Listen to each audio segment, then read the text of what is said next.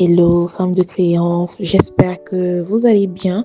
Je suis Coco, votre coach en féminité. Bienvenue sur Be Woman.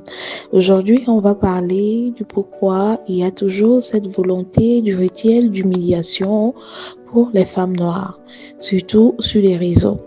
Pourquoi? Les réseaux, déjà, c'est un lieu d'exposition. Mais bien avant ça, on va présenter un peu dans la mémoire collective la perception sociale que, voilà, le monde qui nous entoure a construit autour de l'identité ou la pseudo-identité de la femme noire.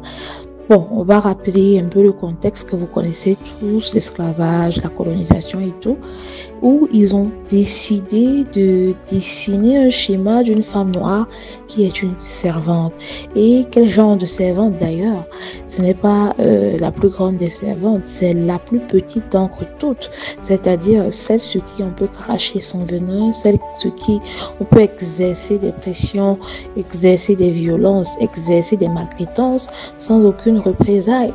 Donc vous voyez que vous étiez le punching ball de beaucoup de personnes et qu'aujourd'hui, avec la liberté d'expression, avec voilà l'indépendance que les femmes noires se sont acquises au prix d'études, au prix de liberté qu'elles ont cherché et acquise, c'est une chose qui ne passe pas dans la mémoire collective de beaucoup de personnes qui vont toujours chercher à faire passer les femmes noires par des rituels d'humiliation sur les réseaux sociaux, qu'il pleuve, qu'il vente, qu'il neige, qu'elles toussent, qu'elles sautent, peu importe. Donc, il faut que vous compreniez pourquoi il y a toujours cette volonté de vous faire passer par les rituels d'humiliation. Le rituel d'humiliation aussi, c'est pour vous montrer que, au-delà du fait que vous croyez que en ayant vos réseaux sociaux, en ayant autant d'abonnés, vous êtes à l'abri. Non, vous n'êtes pas à l'abri, c'est toujours pour vous rappeler dans leur esprit à eux que vous ne serez jamais à leur hauteur. Donc, comprenez donc les dynamiques sociales qu'il y a derrière. Qui a intérêt à te rappeler toujours que dans ton passé, tu étais mécréant? C'est important de comprendre à qui ça rapporte ça.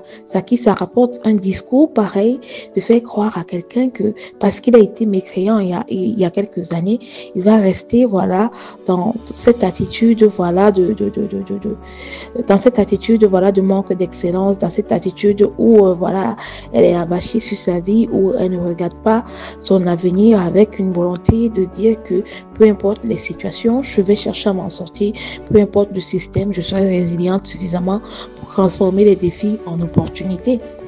Et c'est vers ça, c'est vers cette volonté de sortir de la médiocrité qu'a la femme noire qui gêne beaucoup, le monde aujourd'hui. C'est pourquoi vous avez des hommes d'autres races qui sont capables de venir dire que les femmes noires ne parlent que d'argent. Elles ne parlent que d'argent parce que elles sont dans la dynamique de sortir vraiment du schéma où elles sont des broke women, du schéma où elles sont des femmes noires qui épousent des hommes noirs broke. Elles sont dans l'optique de sortir du schéma où elles sont des femmes noires qui passent le temps à se faire humilier dans les foyers, dans la société, dans la rue, au travail. Elles sont dans une dynamique où elles sont des femmes noires qui veulent simplement level up. Et la volonté des femmes noires de level up est une chose, comme je le disais tantôt, qui dérange le statu quo. Donc, vous devez comprendre que quand vous voulez level up, quand vous voulez vous en sortir dans cette société et que vous êtes un personnage public qui partagez votre intimité sur les réseaux sociaux, je vous invite à ne pas être dans le oversharing. Chaque fois que vous serez dans l'ultra partage, vous ne contenterez pas tout le monde parce que de toutes les façons, chacun de nous a des ennemis. Mais imaginez si ces ennemis ont accès au moindre détail de votre vie. C'est des outils qu'ils utiliseront contre vous pour tout le temps vous mettre dans des sauces qui n'ont pas lieu d'être, simplement parce que, vous êtes en train de défier le schéma de pensée qu'ils ont tout le temps dessiné autour de vous. Vous êtes en train de redéfinir les normes, vous êtes en train de réaffirmer une nouvelle histoire de qui vous êtes. Donc, il faut en permanence comprendre quand vous êtes une femme noire que vous n'avez rien à prouver à personne. Parce que le jour où vous serez dans l'optique de croire que vous avez une chose à prouver à qui que ce soit, vous leur donnerez vraiment les éléments nécessaires pour continuer à venir vous harceler. Vous n'avez rien à prouver à personne. Vous n'avez rien à montrer à personne. Ils n'ont qu'à faire ce qu'ils veulent. Ça ne vous engage pas. Vous restez focus sur qui vous êtes. Et c'est pourquoi vous allez regarder beaucoup de contenu sur la féminité. Ces femmes, soit elles ne montrent pas leur visage, soit elles ne sont pas dans le oversharing. Vous ne connaissez pas exactement leur prochain mouvement. Vous ne connaissez pas exactement où voilà, elles sont en train de poser leurs pieds, quels sont les investissements qu'elles sont en train de faire, et parfois même quels sont les livres qu'elles sont en train de lire ou les formations qu'elles sont en train de faire pour voilà, level up dans leur vie. Elles ne vous le disent pas. Elles ne vous le disent pas. Parce que voir la femme noire changer de classe sociale est un discours qui n'est pas encore bien ancré dans le cerveau de certaines personnes.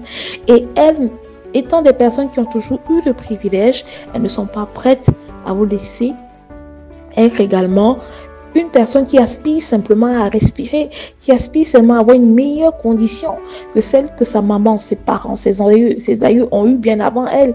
À être une personne qui accepte pleinement son identité de femme noire aux cheveux crépus, de femme noire qui est capable de s'affirmer différemment, de femme noire qui est capable voilà, de conquérir la terre par le simple fait qu'elle est une féminité différente et une féminité qui plaît. Ça les gêne. Parce que c'est des codes de beauté, parce que c'est des façons d'être, parce que c'est des corps, parce que c'est des esprits qu'on a toujours enchaînés.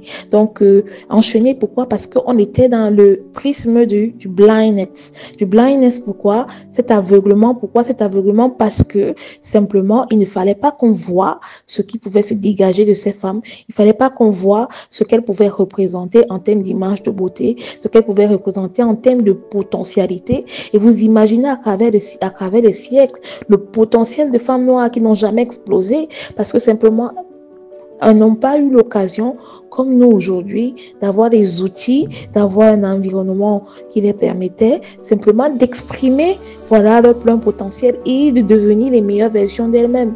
Mais aujourd'hui que les femmes noires ont accès à ça, ont accès à l'éducation, ont accès aux formations, ont accès à d'autres cultures, ont accès au voyage, voilà, et se font de nouvelles idées du monde et construisent de nouvelles dynamiques autour d'elles-mêmes et comprennent comment bâtir de la richesse. Vous comprenez que voilà, elles deviennent des concurrentes potentielles. Et ce qui est souvent dérangeant, c'est que ce sont des concurrentes qu'on n'a pas vu venir. Ce qui fait en sorte qu'elles arrivent quelque part où elles cassent les stéréotypes, elles cassent vraiment le statu quo qui a toujours été là. Donc, chères dames, je vous dirais simplement que ne vous laissez pas atteindre par le rituel d'humiliation, mais surtout protégez-vous. Protégez-vous parce que si vous ne vous protégez pas, personne ne le fera à votre place. Le temps que vous tombez en dépression, le temps que vous soyez triste, vous ne pouvez pas vous donner ce luxe-là. Pas que vous ne pouvez pas voilà, avoir des émotions en tant qu'humain. Ce n'est pas de ça qu'il est question. Mais il est question ici de protéger votre vie, de protéger vos ambitions, de protéger votre destination en termes de vision. Parce que si des gens sont au courant, si cet univers de personnes ennemies de votre progrès sont au courant de votre prochain mouvement, s'ils sont au courant de votre prochain mouvement, vous comprenez bien que ils ne vous laisseront pas, voilà, l'atteindre parce que vous êtes, comme je disais, la dernière roue du carrosse. Vous êtes celle que personne n'attend. Et sachez que parce que vous êtes celle que personne n'attend, nécessairement, vous aurez plus d'ennemis.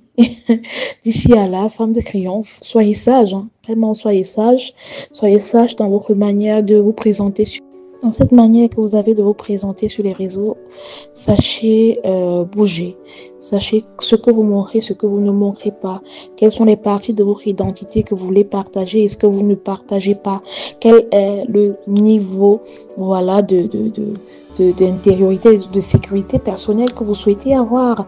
Voilà quel est le niveau d'intimité que vous voulez continuer à construire sur les réseaux. Ne venez pas, les réseaux, c'est comme la rue, c'est violent. C'est violent et c'est encore plus violent pour des personnes qui n'ont pas un patriarcat qui les protège. D'ici à là, femme de triomphe, vraiment, de tout cœur, portez-vous bien.